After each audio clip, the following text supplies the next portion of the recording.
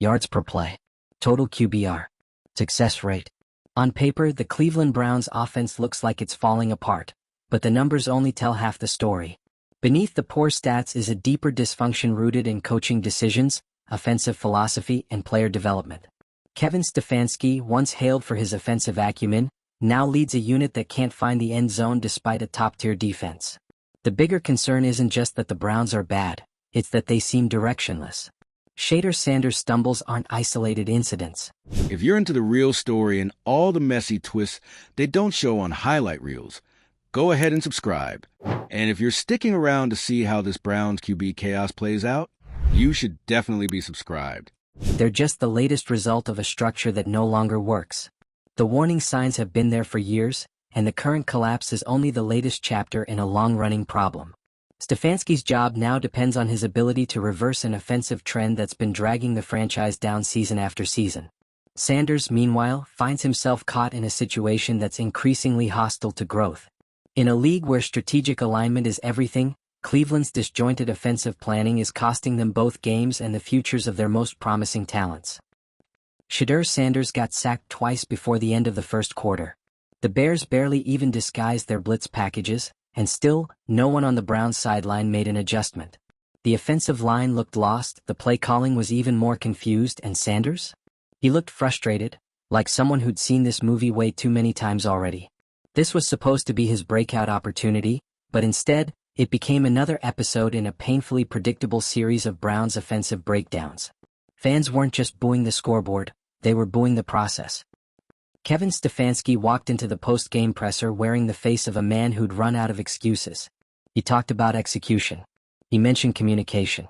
But what he didn't mention, what no one in the building really wanted to say out loud, was that the Browns were circling the same drain they've been stuck in for years, a system that breaks quarterbacks faster than it develops them.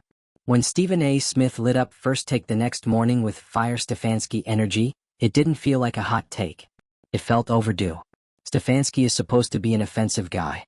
And yet, the offense has looked like it's allergic to the end zone for most of the season. There's a point where, next man up, stops sounding like a strategy and starts sounding like desperation. Since 2020, the Browns have rotated through more quarterbacks than some teams do in 2 decades. 13 and counting. That's not bad luck. That's a failure of system and development. Under Stefanski, it's been a carousel of signal callers. Baker Mayfield, Deshaun Watson, P.J. Walker, Dorian Thompson-Robinson, Joe Flacco, and now Shedeur Sanders, just to name a few. None of them, no matter the talent level, have found consistent success. And each time, the problem magically keeps being the... But when it comes to Sanders, the story is different. This isn't just another journeyman passer. This is a young quarterback with real upside, real attention, and real stakes attached to his development. The moment he touched the field, the narrative started flying. He's too raw. He's not ready. He's overhyped. Yet even with all that noise, he's shown flashes. You see the arm talent. You see the mobility. You see the poise under pressure, at least when he's not being buried behind the line of scrimmage 2 seconds after the snap. What you don't see is a system built to help him succeed. The Browns' offense ranks near the bottom of the league in almost every meaningful category: yards per play, points per game, total QBR, success rate. And it's not just about stats. It's about what those stats say. They say this team can't sustain drives. They say this coaching staff can't scheme guys open. Every week, it feels like the defense has to play a perfect game just to give the team a shot. And when the defense does deliver, the offense squanders it. Week 14 was no different. The Browns' defense held Chicago under 20 points. The offense couldn't crack double digits. So where does the blame go? Stefanski has had full control of the offense since day one. He's also had say in personnel and, by extension, the revolving door at quarterback. Andrew Berry might build the roster, but Stefanski is the one calling the plays. If the offense looks broken, it's not because of a lack of talent, it's because of how that talent is being used. Even Sanders' most diehard critics can see that he's been put in a tough spot. Missing receivers, injured linemen, a playbook that feels like it was designed for someone else. He's not set up to thrive. He's set up to survive. And that's a dangerous environment for a rookie quarterback trying to make a name in the... After the game, Sanders didn't throw anyone under the bus. He talked about wanting to improve. He owned the turnovers. But you could hear the frustration between the lines. This isn't college anymore. Every snap is an audition, and he knows the window to prove himself is tight. Critics have already started shaping the narrative around him, but the truth is Sanders' performance is just as much a reflection of the coaching around him as it is of his own decisions. Rookie quarterbacks are going to make mistakes. The job of the coach is to minimize those mistakes, not magnify them. Stefanski's reputation was built on being a quarterback whisperer. But in Cleveland, the results tell a different story. It's been 3 years of excuses, 3 years of, once we get the right guy. But when every guy looks bad in your system, the system might be the issue. You look around the league, and the teams that succeed with young quarterbacks are the ones that build around them, tailor the offense to their skill set, simplify the reads, get them into rhythm early. In Cleveland, it's the opposite. Sanders has been asked to run a rigid, underwhelming scheme designed for someone he's not. Since week 12, Sanders has looked progressively more uncomfortable. The sacks are adding up. The turnovers are creeping in. And the scoring? Practically non-existent. He's averaging under 14 points a game, and the offense barely looks functional. Some of that's on him, sure. But most of it comes back to coaching. The Browns haven't adjusted. They haven't protected him better. They haven't leaned into quick passes or moved the pocket, or done anything to help mask the flaws in the line. It's like they're asking him to fail just to justify moving on. So where does that leave the Browns? With a coach who can't fix the offense and a rookie quarterback caught in the crossfire, Stefanski's job should be on the line, not because of one loss but because of a pattern of failing to evolve. He's had chances. He's had resources. He's had talent. And still, the offense is a weekly disaster. If this is Stefanski's signature, if this is what his offensive identity looks like, then it's hard to argue he deserves another year. And if Sanders flames out in Cleveland, it won't be because he didn't have the tools. It'll be because the system never gave him a chance to use them. When Stephen A. Smith goes on national television and says, Kevin Stefanski needs to go, it hits differently. This isn't just this is ESPN's loudest voice sending a warning shot. And he's not alone. Across the media, the tide is turning. The patience is gone. The question now isn't whether Stefanski can salvage the offense. It's whether he can even survive the season. Because at this point, the excuses are exhausted. Sanders is raw, yes. But this isn't a case of one rookie struggling. This is a franchise incapable of building around any quarterback. The footage doesn't lie. When you go back through Sanders' starts, there's a pattern. He's being asked to run long developing plays with a collapsing pocket. The reads are slow to develop. The protection breaks instantly. And the coaching staff keeps dialing up the same plays as if the outcome's going to magically change. How many times does he need to get flattened before someone adjusts the game plan? How many drives need to stall before Stefanski pulls out something new? The lack of innovation is glaring, and in today's NFL, that's a death sentence. Go back a few games to the Browns versus Patriots. That matchup was a clinic in how not to prepare a young quarterback. New England's defense baited Sanders into bad throws, clogged every running lane, and feasted on Cleveland's predictable formations. It was chess versus checkers, and the Browns weren't holding the board. Stefanski's offense has become so readable that even average defenses look elite against it. The lack of motion, the static formations, the tendency to abandon the run, it's all there on film. And opposing coordinators are watching with glee. In Browns vs Rams match. Even when veteran Joe Flacco stepped in briefly against the Rams, the story didn't change. Flacco had some early success, sure, but as soon as the defense adjusted, the Browns' offense fell apart again. The system doesn't evolve. It doesn't counter. It just breaks. That tells you something deeper is wrong. If a 38-year-old quarterback and a 21-year-old quarterback are both running into the same wall, then the wall isn't the quarterback. It's the... You look at Sanders in practice and there's effort. He's working. He's throwing. He's staying late. He's doing what young players are supposed to do. But development isn't just about reps, it's about structure. And Cleveland doesn't have one. There's no clear plan. No system tailored to his strengths. No sense that the coaching staff is building something with him. Instead, it feels like he's a placeholder, just the next guy up until the next guy comes along. 49ers. The 49ers game was another painful reminder. San Francisco didn't just beat the Browns, they exposed them. Every pressure look worked. Every screen attempt got blown up. And Sanders? He barely had time to set his feet before Nick Bosa was in his face. You can't judge a quarterback in that environment. You just can't. That's not football, that's survival mode. And yet, somehow, Sanders still tried to make something happen. He scrambled, he improvised, he fought through the chaos. But again, no support, no... Then came the Dolphins. A faster defense, a smarter game plan, and the exact same outcome. Stefanski's offense came out flat and stayed there. Short runs on early downs. Deep shots on third and long. No play action, no tempo change, no creativity. The Dolphins didn't have to guess what was coming. The Browns told them every single play with their formation. And Sanders? He was left trying to make it work on his own, again. It's hard to even evaluate his talent when the structure is this broken. To drive the point home, look at Dillon Gabriel. Another young QB thrown into the mix, another offensive meltdown. It doesn't matter who's under center, Gabriel, Sanders, Flacco, they all end up looking the same. Lost, rushed, and ineffective. This isn't about rookies being rookies. This is about a system that refuses to grow. It doesn't matter if you bring in a college phenom or a Super Bowl vet, the results don't change. That's not talent. Earlier this season, Sanders had a brief meeting with Tom Brady. It was a mentorship moment, one of those headline-friendly photo ops that usually fades by Monday morning. But what Brady said stuck with him. You've got to trust your process even when no one else does.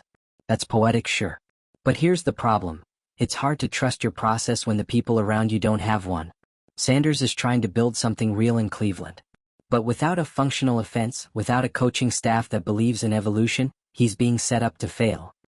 As the season spirals, Browns fans are left asking the same question they've asked for years. What's the plan? There's talent on this roster. A playoff-caliber defense. Young playmakers. And a quarterback who, despite everything, still shows flashes. But none of it matters if the system stays broken. Stefanski was hired to be the offensive mind that could finally stabilize this team. Instead, he's turned into another chapter in the book of Cleveland's quarterback failures. The problem isn't just the losses. It's the way they happen. Predictable play calling. No rhythm. No urgency. And a coach who looks more disconnected each. By week 15, the optics weren't just bad, they were bleak. Kevin Stefanski stood on the sideline, arms crossed, headset on, watching yet another drive stall out at midfield. There's a kind of silence that takes over a stadium when a fan base has given up. And against the Dolphins, the crowd noise dipped into that eerie quiet. Less frustration, more resignation. It's hard to overstate how much pressure is riding on every decision Stefanski makes now. His reputation as a strategic mind has unraveled into a reality where his team looks chronically underprepared. At this point, even neutral fans are asking, how much longer can this really? Back in the preseason, there was hope. Sanders had energy. He had command. Post-game interviews were filled with optimism. Stefanski talked about growth, potential, and development timelines. It felt like the Browns were trying to finally build something around a young quarterback instead of feeding him to the wolves. But that vision died fast. By mid-season, Sanders wasn't growing, he was surviving. Whatever plan the coaching staff sold in August evaporated the second adversity hit. And that right there? That's the difference between development and damage. Against Miami, the problems were glaring, again. Defensive pressure blew up nearly every dropback. The run game barely cracked 3 yards a carry. Third down conversions? A disaster. The Browns' offense looked like a team trying to hold a lead it never had. Sanders was visibly shaken. Not just from hits, but from the lack of rhythm. Every snap looked like a guess. Routes didn't sync with reads. The sideline? Completely disengaged. You'd think anyone, would try something new. But instead, Stefanski just kept calling the same failed plays like it was week 1. The images from the game told the story. Sanders, helmet off, sitting alone on the bench. Trainers around him. Teammates walking past. He didn't look angry, he looked tired. Not physically but mentally. You can't expect a rookie to lead a broken system. And yet, that's exactly what the Browns are doing. Week after week, Sanders is asked to do more with less. Less time. Less support. Less confidence from the people who should be building him up. And then came the hit that shifted everything. Late in the fourth quarter, Sanders took a brutal sack. He stayed down longer than usual. Trainers rushed out. Fans held their breath. And just like that, what was supposed to be a developmental season turned into a question mark. Was it just a tweak? Or something worse? Either way, it felt like a metaphor for the entire Browns offense. Vulnerable, unsupported, and constantly one hit away from collapse. In the post-game press conference, Sanders didn't flinch. He talked about responsibility. He answered every question. But you could hear it, the frustration was creeping in. He talked about timing. About needing better execution. But the subtext was clear. He's not just trying to play quarterback, he's trying to hold the whole thing together. At some point, leadership only goes so far. You can lead a team, but you can't redesign the scheme. You can show toughness, but you can't block for yourself. Sanders is doing everything that's being asked. But what's being asked is insane. There have been tense sideline moments. Cameras caught Stefanski and Sanders in a heated exchange after a failed third down. No yelling, no throwing helmets, just the kind of stare down that says more than words ever could. The disconnect between coach and quarterback is becoming impossible to ignore. They aren't on the same page. And worse, there's no sign that they're trying to get there. The relationship looks forced. Not collaborative. Not developmental. Just transactional. And it's not like the division is forgiving. The Ravens game was another gut punch. Baltimore's defense didn't just beat the Browns, they embarrassed them. Sanders threw 2 interceptions, both the result of miscommunications. The Browns didn't score a single touchdown. You know what's worse than being bad? Being predictable. That's where the Browns are now. Opposing teams know exactly what they're going to run, and they're just sitting back waiting for it. After that loss, Stefanski looked shell-shocked in the press room. He talked about needing to execute better, again. He mentioned adjustments, again. But no one believes it anymore. It's the same speech on loop. The problem isn't the messaging. It's the substance. Stefanski sounds like a man who knows the walls are closing in. And when the coach can't inspire belief on the field or off, it's already over. 2. Now that we've seen Sanders under fire week after week, the pattern is undeniable. He's got flashes, throws on the run, quick reads, red zone improvisation. But he's also got scars. Literal and figurative.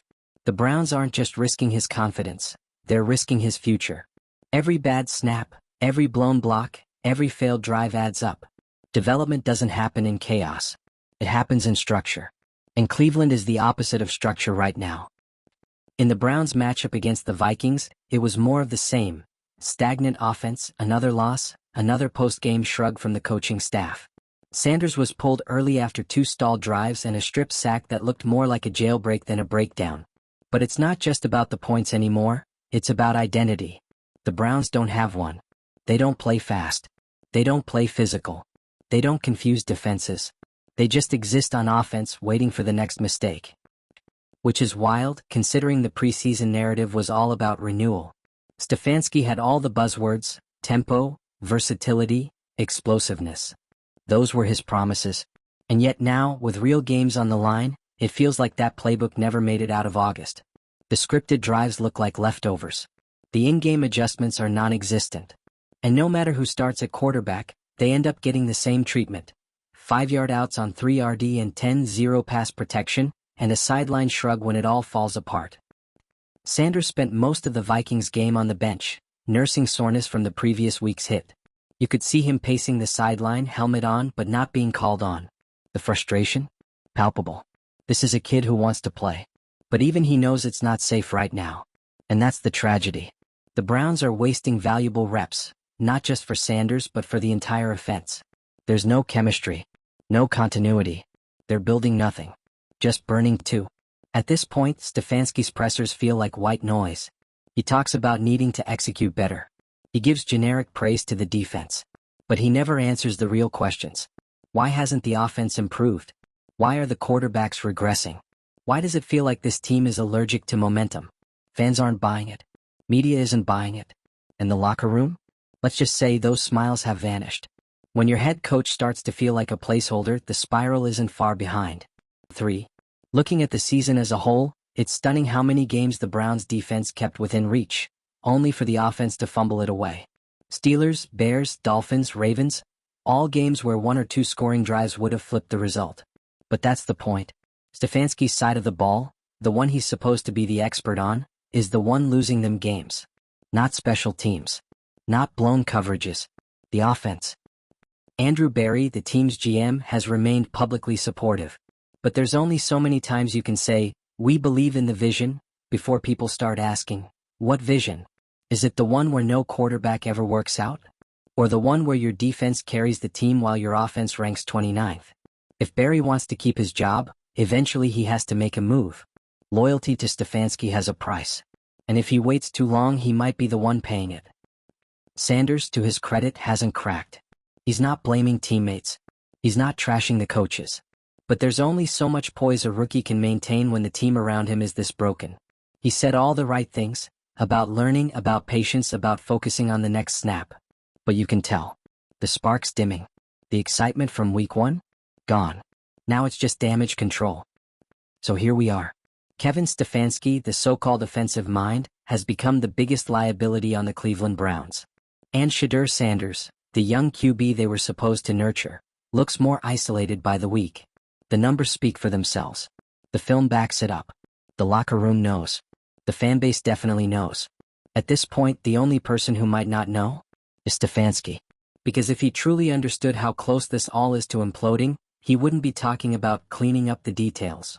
He'd be begging for solutions. The Browns aren't just losing games, they're wasting futures. If you've followed this chaos all season, drop your thoughts below. Do you blame the coaching, the quarterback churn, or the front office spin cycle? Hit that like button if you're ready for someone, anyone, to take accountability in Cleveland. And if you want more breakdowns like this every week, subscribe and stick around. We've got plenty more meltdowns to dissect.